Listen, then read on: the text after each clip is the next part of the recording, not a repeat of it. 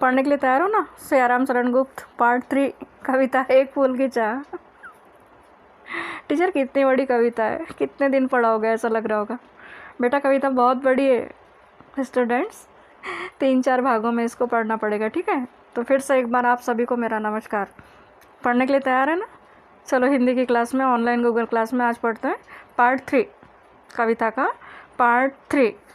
इसमें आप text book खोलिए स्पर्श, और मैं पढ़ रही हूँ कविता यहाँ, आप भी पढ़िएगा और मेरे साथ साथ चलिएगा, ठीक है? तो पार्ट 3 में पहला हिस्सा, सिंह पौर तक भी आंगन से नहीं पहुँचने मैं पाया, सहसा यह सुन पड़ा कि कैसे यह अछूत भीतर आया। पकड़ो देखो भाग न जावे, बना धूर्त है यह कैसा, साफ स्वच्छ परिधान किए है भले मानुषों के जैसा। पापी ने मंदिर में घुसकर किया अनर्थ बड़ा भारी, कलुषित कर दी है मंदिर की चिरकालिक शुचिता सारी। मेरा क्या कलुष बड़ा है, देवी की गरिमा से भी किस बात से मैं हूँ आगे, किस बात में मैं हूँ आगे, माता की महिमा के भी। मतलब इसमें पूछ रहा है कि देवी माँ आप तो सब लोगों के लिए एक जैसी है।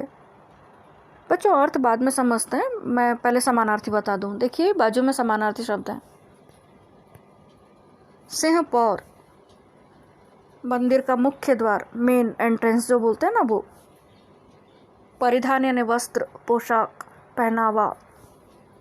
कलुषित यानी अपवित्र, अस्वच्छ कर देना, अपवित्र कर देना। चिरकालिक यानी लंबे समय से चली आ रही। शुचिता यानी भी पवित्रता। शुचिता ये संस्कृत शब्द है, पवित्रता। कलुष पाप, और गरिमा यानी महानता, गौरव, महत्ता बोलना चाहिए। ये समानार्थी शब्द। अब इसकी व्याख्या देखते हैं आगे कि क्या बोल रहे हैं कवि इन पंक्तियों के द्वारा। इन पंक्तियों में कवि कहते हैं कि मैं अभी मंदिर के मुख्य द्वार तक भी नहीं पहुंच पाया था, मतलब वो फूल लेकर।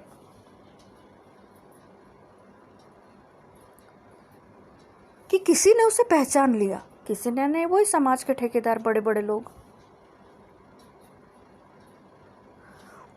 उसने सुना यह अछूत मंदिर में कैसे आया। उसके कानों में आवाज आ रही कि लोग ऐसा बोल रहे हैं, हाँ ये अछूत मंदिर में आया कैसे, इसे पकड़ो मारो। अब बच्चों होता यह है कि जहाँ एक मत होता है वो हमेशा हार जाता है, और जहाँ बहुमत होता है वो हमेशा जीत जाता है, भले ही वो बहुमत कितना भी बेईमान क्यों ना हो। दुनिया की यही रीत है शायद। तो देखो पकड़ो इसे, कहीं ये धूर्त भाग ना जावे, पकड़ो और मारो इसे, ऐसा लोग चिल्लाने लगे। मंदिर में आने के लिए बड़े स्वच्छ कपड़े पहने इसने, भले आदमी जैसा रूप बना लिया है। पापी ने मंदिर में प्रवेश किया, बहुत बड़ा पाप किया है। मतलब सब लोग उसको बोल रहे थे कि इसने मंदिर में प्रवेश करके एक बहुत बड़ी गलती की है, इसको इसकी गलती की सज़ा मिलनी ही चाहिए, और लगे मारने उसे। वैसे भी हमारे भारत में ये रिवाज है कि क्या हुआ क्या नहीं हुआ वो जानना नहीं जानना लोगों का, उससे कोई लेना देना नहीं होता। बस एक ने पीटा ना, पीटो मारो, ये चलता है भारत में। मैं भारत की बात बार बार इसलिए कर रही हूँ क्योंकि दूसरे देशों में ये सारी गलतियाँ ज़रा कम होती है। तो लगे उसे मारने जोर जोर से।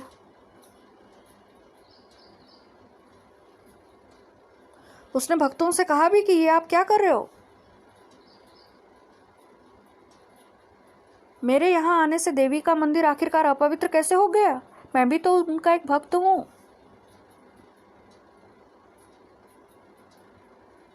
क्या मेरे पाप देवी की गरिमा से बढ़कर है, मतलब वो लोगों से पूछ रहा है। पर वो बेचारा अकेला था। क्या मैं किसी बात में देवी से बढ़कर हूं, मैं भी देवी का भक्त हूं।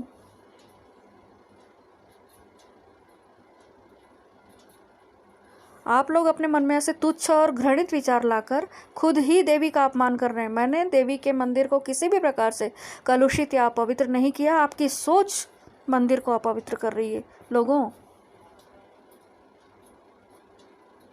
और मूर्ति के सामने ही आप अपनी माता का, अपनी देवी का, अपनी माँ का गौरव छोटा कर रहे हो, अपनी माँ की महत्ता को कम कर रहे हो, ये बोलकर कि तुमने मंदिर को कलुषित किया है। भगवान तो सबके लिए एक जैसे होते हैं। इस तरह से वो अपनी बात कहता रहा बच्चों, लेकिन समाज है कि सुनने का नाम नहीं ले रहा था और उसे बुरी तरह पीटा जा रहा था। ये था इन पंक्तियों का अर्थ। अब आगे,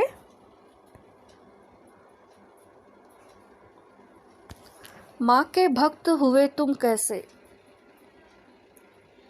करके यह विचार खोटा,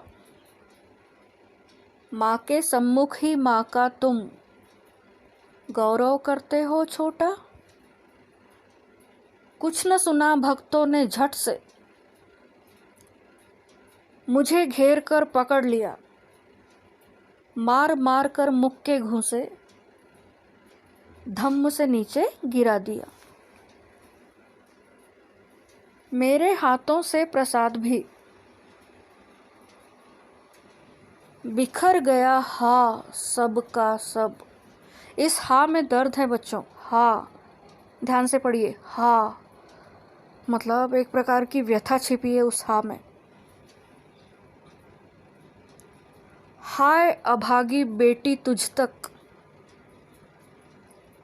कैसे पहुंच सके अब यह अब। न्यायालय ले गए मुझे, न्यायालय यानी अदालत, 7 दिवस का दिया दंड विधान। मुझको हुआ था मुझसे देवी का महान अपमान। ये एक्चुअली वो नहीं कह रहा है, लोग कह रहे हैं कि मुझसे देवी का अपमान हुआ था। समानार्थी शब्द कुछ इस प्रकार हैं। खोटा यानी गलत, गौरव यानी महानता, अभागी यानी भाग्यहीन, क्या कहना चाहिए, बदकिस्मत, और दंड विधान यानी दंड की व्यवस्था। यहाँ भी क में बड़ी होना, दंड की व्यवस्था।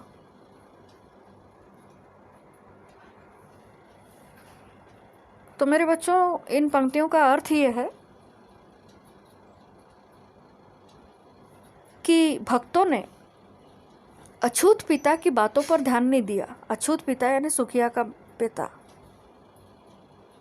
और चारों ओर से घेर कर उसे पकड़ा और लगे मारने।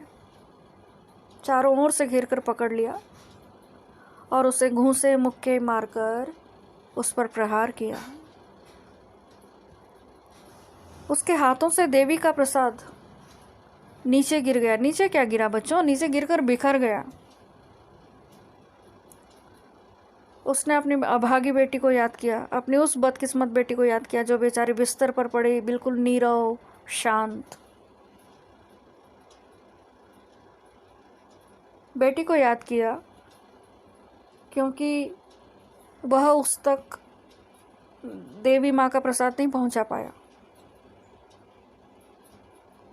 उस पर अछूत होकर मंदिर में प्रवेश करने के दुनिया भर के तरह तरह के इल्ज़ाम लगाए गए, आरोप लगाए गए। न्यायालय ने उसे 7 दिनों की सज़ा सुना दी। न्यायालय समानार्थी शब्द है, जहाँ न्याय होता है, न्याय का आलय, न्याय प्लस आलय इज इक्वल टू न्यायालय। तो समाज की बातों में आकर न्यायालय ने उसे 7 दिनों की सज़ा दिलवा दी। एक ऐसे गुनाह की सज़ा जो उसने किया ही नहीं। पर एक अकेला बेचारा बोलता क्या, जनता की आवाज़ भारी पड़ी और उसे सज़ा मिली।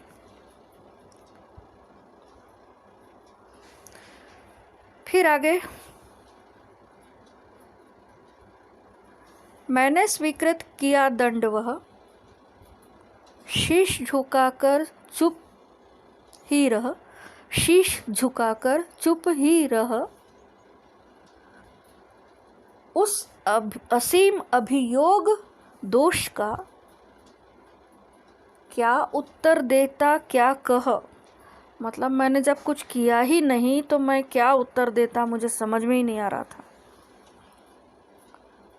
7 रोज ही रहा जेल में, या कि वहाँ सदियाँ बीती। ऐसा लग रहा था वो 7 दिन 7 सदियों के बराबर। अविश्रांत बरसा के भी आंखें तनिक नहीं रीती, दंड भोग कर जब मैं छूटा, पैर न उठते थे घर को, पीछे ठेल रहा था कोई, भय जर्जर तनु पंजर को। पहले किसी लेने मुझको, नहीं दौड़कर आई वह, उलझी हुई खेल में ही हा यानी दर्द। अब की दीन दिखाई वह। जिस तरह से मैं कहीं से भी बाहर से आता था तो पहले कैसे दौड़ कर आती थी, गले लगती थी और खेल में उलझी हुई नज़र आती थी, इस बार मुझे ऐसा कुछ भी नज़र नहीं आ रहा है। इसमें भी कुछ समानार्थी इस प्रकार से दिए गए हैं बच्चों।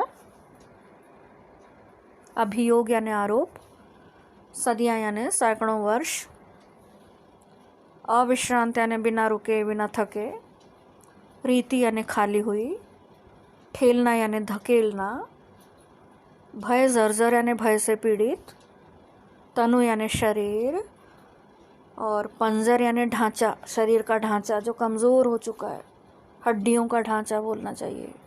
तो ये थे समानार्थी शब्द। अब इन पंक्तियों का अर्थ हम जानते हैं कि भाई इन पंक्तियों में है क्या।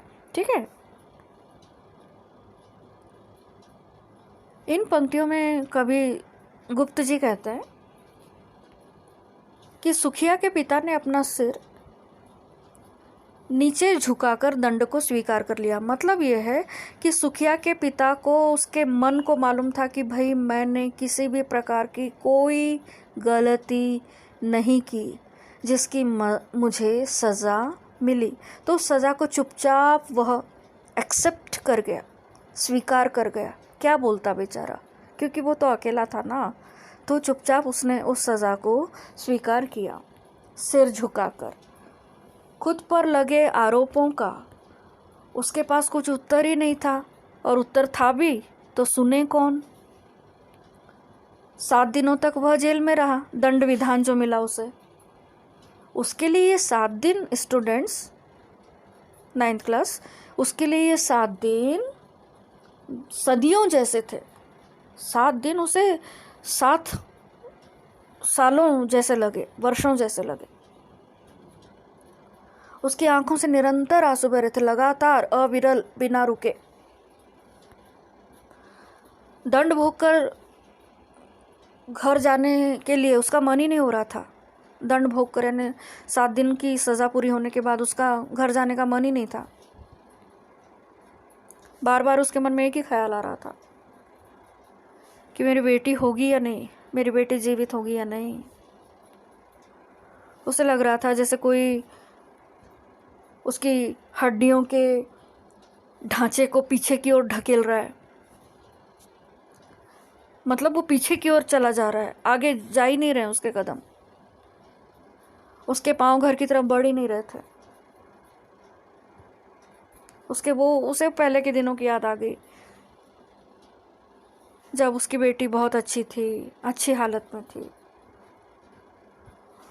वो दिन ऐसे थे कि अपने पिता को देखते ही बेटी लेने के लिए चली आती थी, अपने पिता के पास आ जाती थी। लेकिन आज तो ऐसा कुछ भी नहीं हुआ। जब वह घर पहुंचा, उसे लगा वह किसी खेल में उलझी हुई हो। उसे ऐसा लग रहा था कि काश मेरी बेटी किसी खेल में उलझी हुई हो और मैं जाकर उसे बुलाऊं या पुकारूं। लेकिन इस समय स्टूडेंट्स ऐसा कुछ भी नहीं हुआ, क्योंकि बेटी तो जा चुकी थी। तो इस तरह से पार्ट 3 आज यही समाप्त बच्चों। इसके बाद अंतिम पार्ट पढ़ेंगे आगे वाली कक्षा में, ठीक है। तो इस तरह आपको ये पढ़ाया हुआ समझ में आ गया होगा। तो एक बार और आप ध्यान से पढ़िएगा तो आपको बहुत अच्छी तरह से समझ में आ जाएगा। और ये समानार्थी शब्द जो है ना इसमें दिए गए, इनको आप ऐसा करना अपनी नोटबुक में लिखने का प्रयास करें, ठीक है। तो आज की क्लास यहीं समाप्त। धन्यवाद। Thank you.